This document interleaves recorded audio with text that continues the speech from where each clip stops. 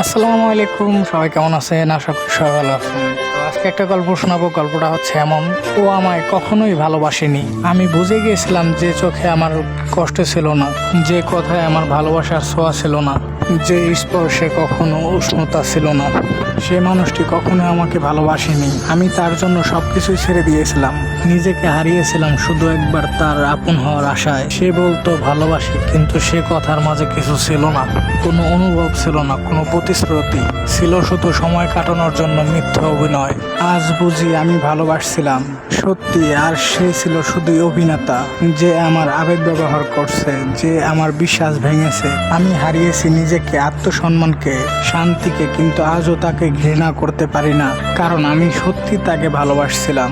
ভালোবাসা একতরফা হলেও কষ্ট দেয় না, আসলে কষ্ট তখনই দেয় যখন নাকি মিথ্যা ভালোবাসার অভিনয় করা। তো ভিডিওটি ছিল আমার এক বড় ভাইয়ের। তো কেমন হয়েছে অবশ্যই জানাবেন, লাইক কমেন্ট শেয়ার করে। তো ভালো থাকবেন সবাই, সুস্থ থাকবেন। আসসালামু আলাইকুম।